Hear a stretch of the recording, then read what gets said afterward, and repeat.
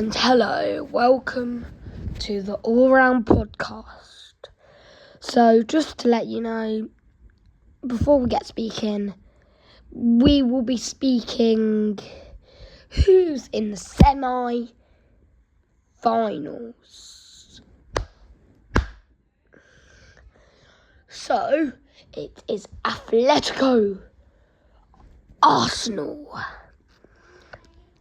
and PSG, Bayern. My biggest hopes to get to the final would be Atletico and then Bayern final. Or it would be Atletico,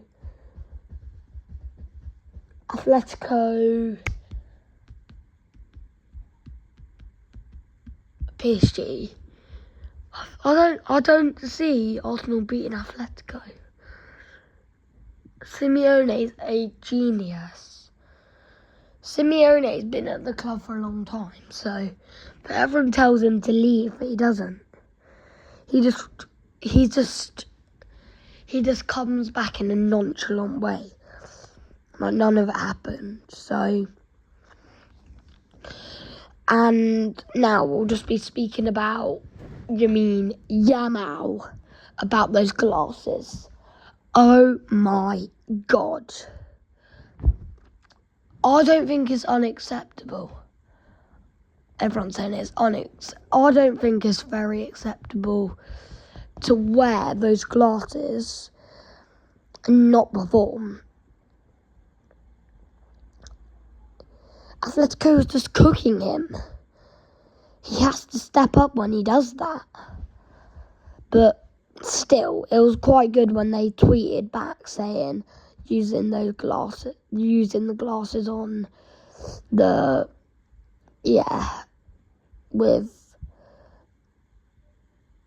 it's just too funny. And I think Alvarez with Man City, he was being blocked by Erling Haaland, but at the moment, who's better at the moment, Alvarez or Haaland? Subscribe for Alvarez, like for Haaland. I think Alvarez is better form, of course, because he's in the Champions League still. We don't even need to talk about Haaland. You remember it down in your head. So, yeah. I've had no words. And now the way Arsenal played, they're not gonna I don't mind them playing non-attractive football, but when they don't play attractive football, less chance of one of their players being nominated in the Ballon d'Or, or winning the Ballon d'Or, or coming top 3, or coming top 10. They kind of, it's their choice if they do it. But lots of pundits saying it's unacceptable how Arsenal play. It's their choice how they play. And if it's working, and people saying it's illegal, it's working, and the FIA, sorry. I was speaking F1 then. The FIFA would definitely ban it, but they're not, so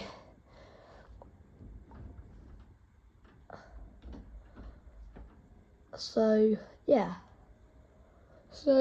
But what they didn't in the first leg, they just pushed at the last minute. But I'd say the best team in the first leg, between Sporting and Arsenal, was Sporting, because they give but they just couldn't finish it. So, all respect to Sporting. They got a long old way, but it just didn't work out for them. Even the recent loss of players like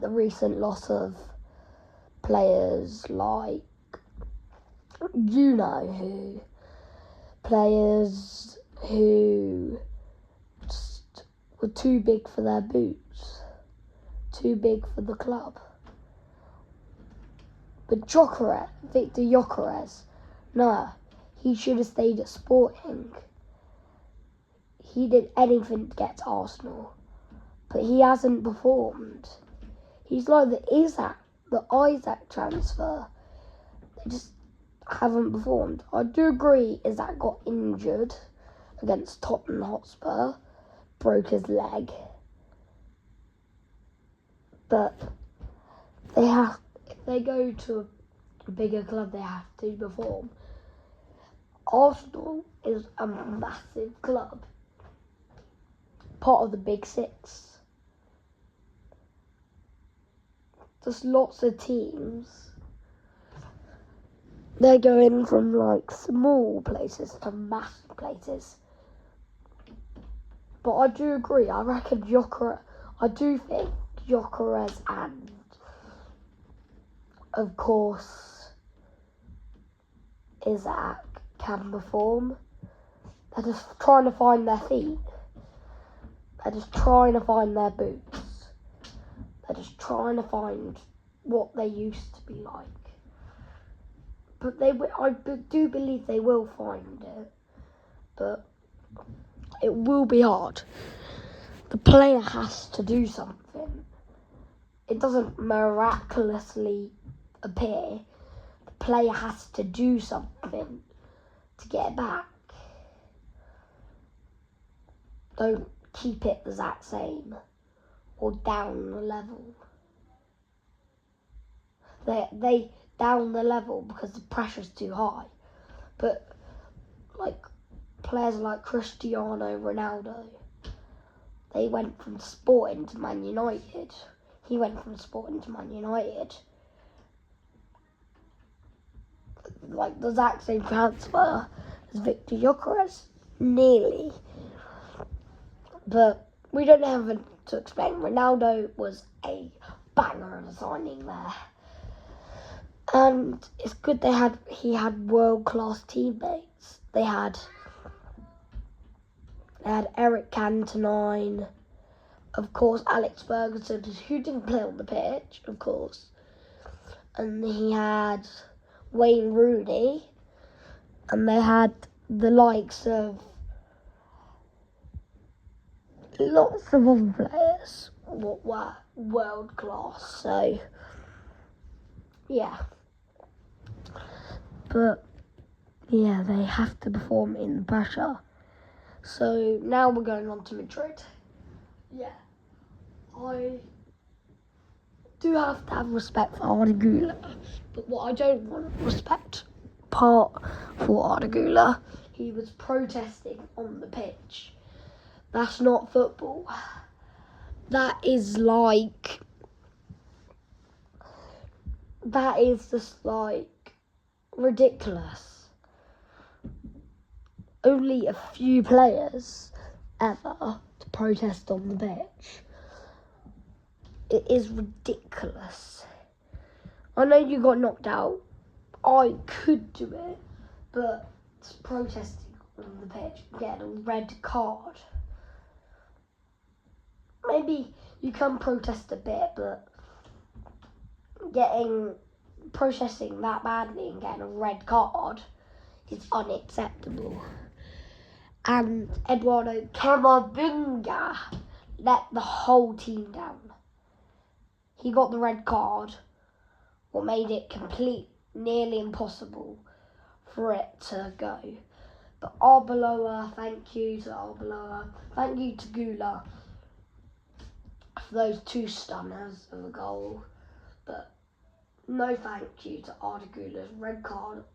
And a bit of thank you to Eduardo Camavinga but no red cards for them.